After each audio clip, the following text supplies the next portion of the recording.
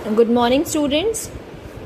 So today we will start with the topic energy. ठीक है, जैसा कि हम चैप्टर 4 कर रहे हैं, ये वर्क, एनर्जी एंड पावर. अब इस चैप्टर में जो आपका सेकंड मेन टॉपिक है दैट इज एनर्जी. वर्क हमने पहले ही जूम क्लास में कर लिया था. Now in this video we will discuss about two types of energies. And कौन कौन सी है वो? Kinetic energy and potential energy. ठीक है, तो सबसे पहले एनर्जी को ही समझते हैं कि एनर्जी क्या है. What is energy? Now as you can see here, it is defined as the capacity of the body to do work.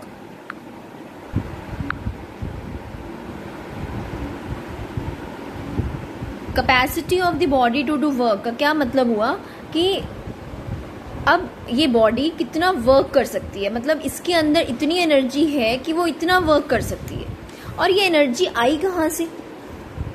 तो आई कहाँ से एनर्जी? इसका मतलब क्या है कि if we are doing work on any body, आप किसी बॉडी के ऊपर कोई वर्क करते हैं, ठीक है, तो आपका वर्क उस बॉडी में एनर्जी की फॉर्म में स्टोर हो जाता है.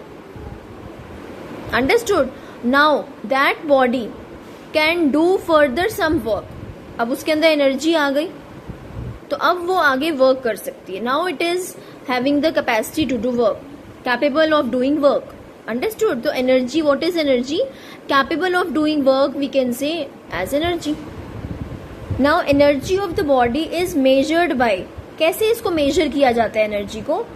The amount of work the body can perform, मतलब कितना वर्क वो कर रही है.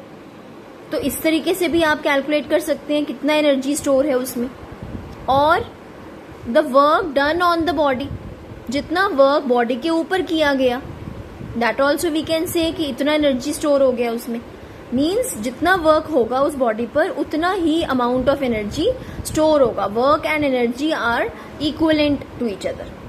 Understood? That's why we say also कि ऐसा यूनिट आपका जो वर्क का होता है joule, similar as of energy also. तो एनर्जी का भी हम जूल ही रखते हैं. ठीक है, and both work and energy are scalar quantities.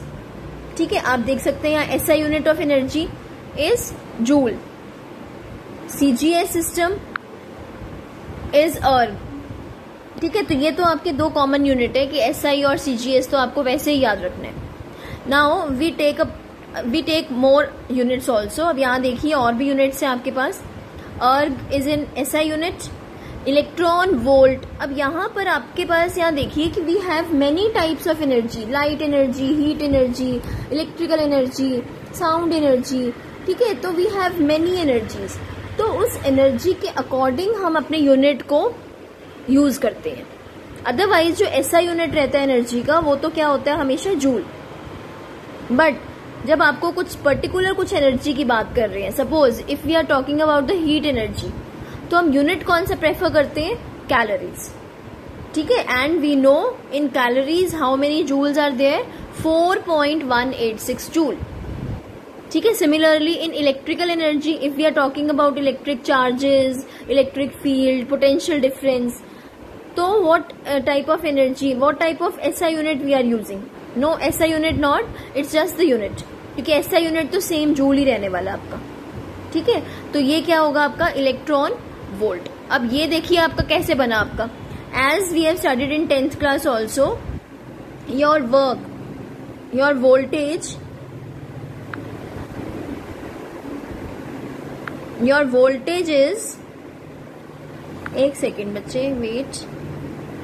Okay, your voltage is equal to work done upon charge.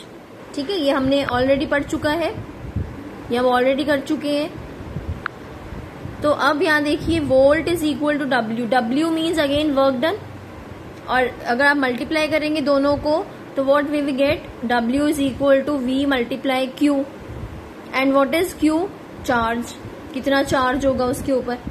एक इलेक्ट्रॉन की अगर बात करते हैं, क्योंकि जितना हम चार्जेस लेते हैं तो हम इलेक्ट्रॉन ही बात करते हैं कि करंट क्या है? Flow of electrons. ठीक है, तो यहाँ पर आपको क्या रखेंगे? इलेक्ट्रॉन का चार्ज ई, और V साथ में है तो V. तो ये वर्क मीन्स एनर्जी का यूनिट क्या बन गया? Electron volt. और जब आपको जूल में कन्वर्ट करना है तो इलेक्ट्रॉन का वैल्यू पुट कर दो यहाँ पर, कितना चार्ज होता है 1.6 इंटू 10⁻⁻19, तो ये आपकी एनर्जी जूल में आ गई। ठीक है, so we can use this type of, यहाँ देखिए the fourth unit we have kilowatt hour. Now what is kilowatt hour? It is the commercial unit of energy.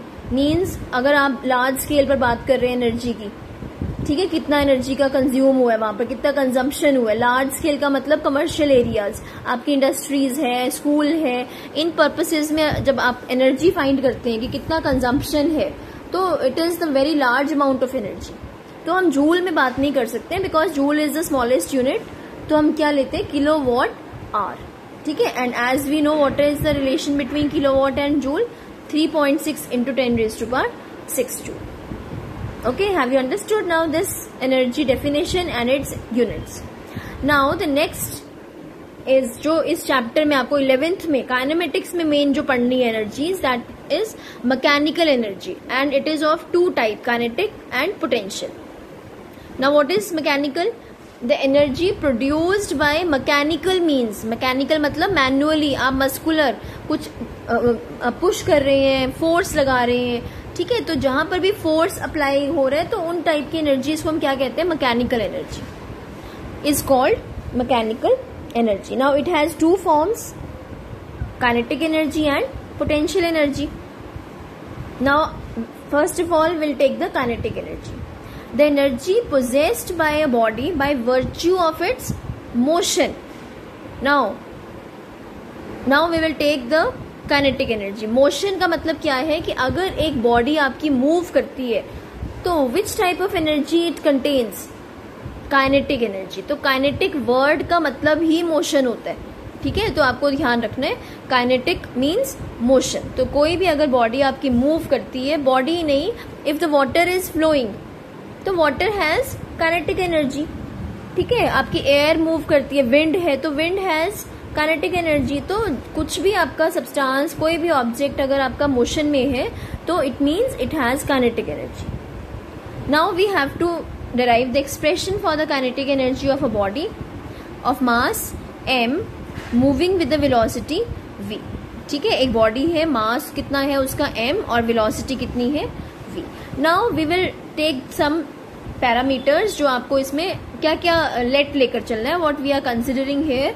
So first of all we are taking the mass as m kg। ठीक है, initial velocity we are taking as 0, means the object initially is at rest।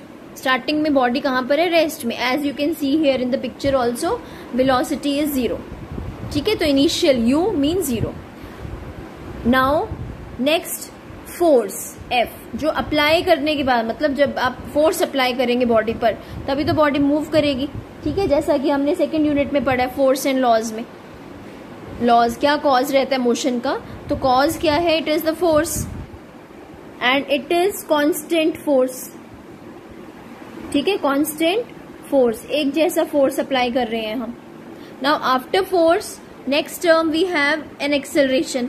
कितना acceleration produce हो गया, अब आप समझिए Newton second law के according F and A, जहां पर F होगा वहां A मिलेगा और जहां A है वहां पर आपको F होगा। तो ये दोनों चीजें बहुत आपस में रिलेटिव है, ये ध्यान में रखना है। अगर फोर्स आपका 0 बनता है, नेट फोर्स 0 बनता है, तो एक्सेलरेशन भी 0 बनेगी। तो यहाँ जो आप फोर्स की बात करते हैं ना, ये कौन सा फोर्स है, net force. Understood? Okay, small a is your acceleration produced in the body. After that accelerate हुआ तो कुछ वेलोसिटी आएगी अब उसकी, और इनिशियल वेलोसिटी से अब जो नेक्स्ट वेलोसिटी बनेगी वो कौन सी बनेगी, फाइनल वेलोसिटी। और फाइनल को हम क्या सिंबल देते हैं, v। ठीक है, it is non zero velocity मिल जाएगी आपको। और अगर बॉडी मोशन में आ गई है तो it means it will cover some distance also. तो आपका अब डिस्टेंस भी s को क्या ले लेंगे, distance covered by the body. ठीक है, तो ये हमने सारे जो फैक्टर्स थे ये हमने अज्यूम कर लिए। Now after all this we will take the derivation, will start our derivation. Now, according to third equation of motion, as we know this is the third equation of motion, v square minus u square is equal to 2as। Now see we have taken initial velocity 0, initial को 0 रखा था हमने, तो आप u की जगह जब 0 रखेंगे तो what we will get, v square is equal to 2as। Now the next step, थोड़ा सा इंटरचेंज करना है वैल्यूज को। अब हमें वैल्यू किसकी चाहिए, एक्सेलरेशन की वैल्यू हमें नीड है, ठीक है, आगे पर्पस के लिए कि क्या इसका नेक्स्ट पर्पस क्या है। तो acceleration is equal to v square upon 2s। As the force and displacement are in the same direction, तो दोनों अगर सेम डायरेक्शन में है तो आपका थीटा क्या होगा यहाँ पर, 0 degree. Now see, as we know w is equal to f vector dot s vector, and if we are opening this product तो आपको क्या मिलने वाला है, fs cos theta. Now theta is 0 degree, put your value here in cos theta. जब आप put करके देखेंगे cos 0 इज 1, तो हमें क्या फॉर्मूला मिल जाएगा, w is equal to fs, ठीक है। और यही फॉर्मूला हम नेक्स्ट स्टेप में यूज कर रहे हैं। So w is equal to fs, ठीक है। f की जगह आप क्या लेंगे, m into a, according to Newton second law. f किसके इक्वल रहता है हमेशा, m इंटू a के। पुट करिए हमने वैल्यू। नेक्स्ट यहाँ देखिए s कौन सा आ रहा है, ये चल रहा है f इंटू एस, f की जगह m में रखा और s। Now we have to change acceleration. Acceleration की वैल्यू देखिए क्या बन रही थी, हमने ऊपर डिराइव कर रखी है एक्सेलरेशन की वैल्यू, तो just you have to put from there, ठीक है। तो क्या एक्सप्रेशन आपको मिलेगा, m v square upon 2s, v square upon 2s value थी और ये आपने यहाँ पर पुट कर दी a की जगह, into s will cancel out, ये दोनों s आपके कैंसिल हो जाएंगे, and what will be the final expression, half mv square. This work done appear as kinetic energy of the body. ये वर्क किया गया था बॉडी के ऊपर, फोर्स लगाया ना। अब देखिए हमने स्टार्टिंग जो डायग्राम में शो किया है, तो पहले बॉडी कहाँ पर थी, रेस्ट पर, और जैसे ही आपने उस पर फोर्स लगाया बॉडी मोशन में आ गई।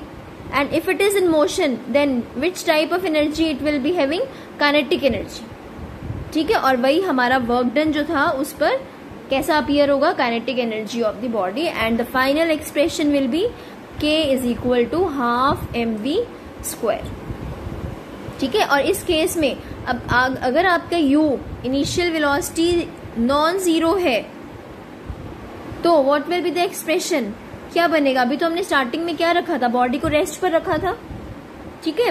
Now if it is not at rest तो क्या एक्सप्रेशन होगा, आपको यहीं पर आपकी वैल्यू चेंज हो जाएगी। देखिए इसी एक्सप्रेशन में, डोंट पुट 0 हेयर, तो एक्सप्रेशन कैसा मिलेगा आपको, ओके मैं अभी आपको लिखकर बताती हूँ। ये we will have minus u square upon 2s, ठीक है। I write here acceleration is equal to v square minus u square whole upon 2s, we will get this then.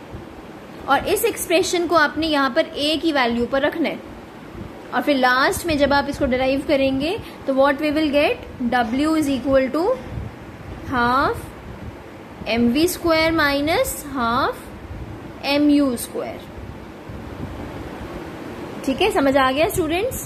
तो ये आपके पास दो फॉर्मूलाज बन गए हैं, फॉर्मूला तो एक ही है, बट आपको ध्यान रखना है कि इनिशियल वेलोसिटी कब 0 है और कब नॉन जीरो है। In that case you will take typical that formula, ठीक है, रिलेटिव फॉर्मूला।